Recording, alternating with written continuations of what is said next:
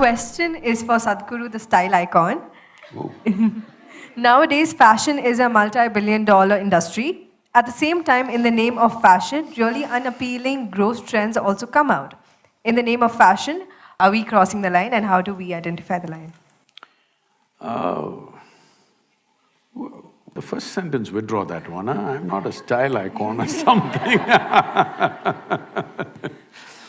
See, for those of you who do not know this, the third largest polluter on the planet is fashion industry right now.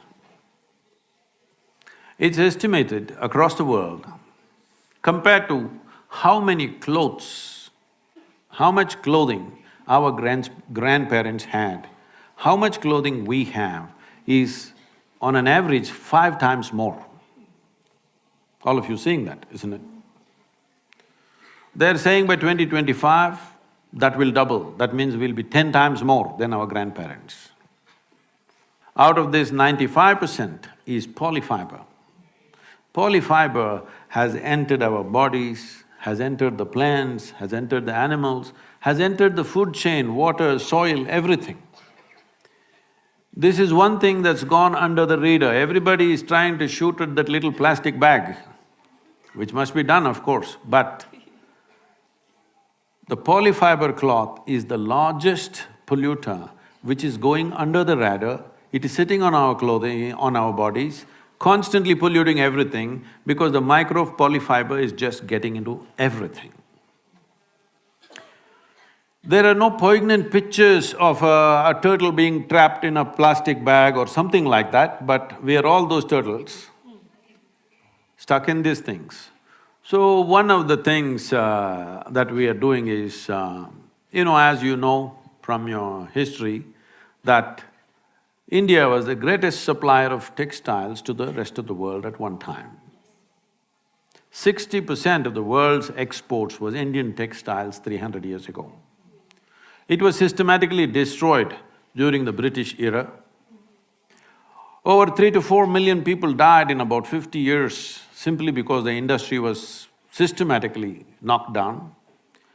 And that's one reason why when the English left, nearly 91 or 92% of the people were in agriculture because all these weavers went back to agriculture just for sustenance. That is why such small holdings all over the place and agriculture being in such disarray, one reason is because of destruction of handloom industries.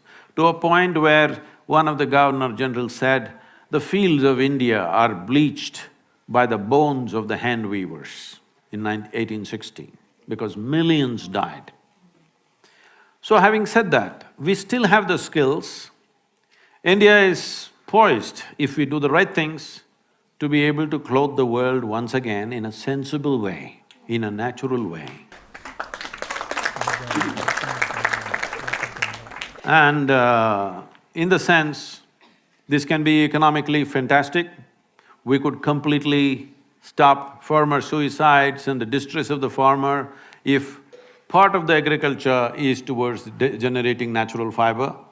We have various natural fibers in this country. Fortunately, I'm seeing the more high-end fashion designers. Recently, I don't know if you saw, we had conversation with Sabyasachi, and people like this are promoting natural fiber.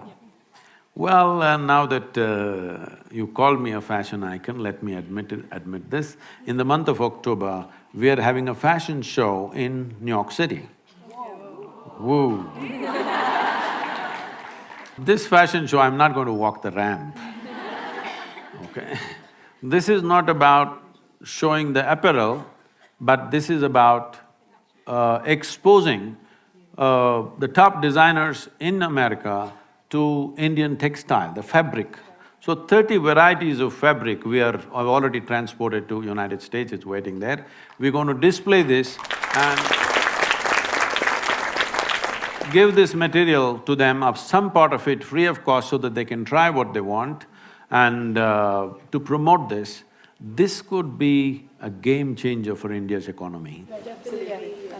It need not necessarily be handloom, even if it is machine woven, but natural fiber. If natural fiber comes back, There is no other nation on the planet which has the skills that we have. Over 120, over 120 distinct varieties of weaves we have in this country. Nearly 50 of them will die any time in the next 10 to 15 years because only one old person, one little couple are doing something, their children have become software engineers. And it will die in the next 10-15 years unless we revive, because we must understand this. I don't know if you've ever been to a handloom weaving thing, have you been there? Yeah. In Bangalore, there's a lot of silk saree weaving, you must go and see. At one time, my father believed that I will go into this because the larger family was involved in silk weaving. So I went there to see, I was just 17, I wanted to see how they do it. I was, cocky and like that. He's working on the loom, they're weaving a silk saree, he's just doing I think, at that time I think I'm smart, then I realized that's different. And I'm paying full attention and looking. Simply he's doing this, simply one flower opens up in the cloth, another flower opens up here, geometrically perfect. If you have to put this into your software, it will take so much effort. This guy's got it in his head simply. So, we have destroyed this mainly because of compulsory education. Okay? If a son or a daughter with their father or mother goes to the loom or to the agricultural field to work with their parents, the parents could be arrested because child labor. So we are determined to destroy all the skills in the country and have millions of graduates who have the attitude of the educated and who don't know how to do a damn thing in their life.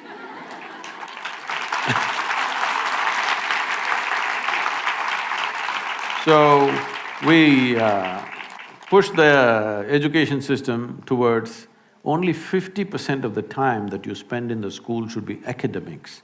Rest of the time in villages, agriculture, craft, music, dance, folk arts, many things. For the first time, the central government announced about a month ago, 50% of the time is academics. But to implement that, it'll take… the speed at which we move, it may take 10-15 years, because infrastructure, training, you need teachers and everything. So coming to fashion, I think all of you must be style icons in some way. That means you're not just imitating some rubbish that some model or somebody does, something that fits you. Because each body is made differently, there is a certain way to arrange aesthetics for your own self. For your body, and style is also for your mind and emotion, isn't it? Not just about your body. So it must arrange itself like that, and please, maybe right now it's not possible for everybody, at least one day in a week, please wear natural fiber. Many farmers will not die if you do just this one thing.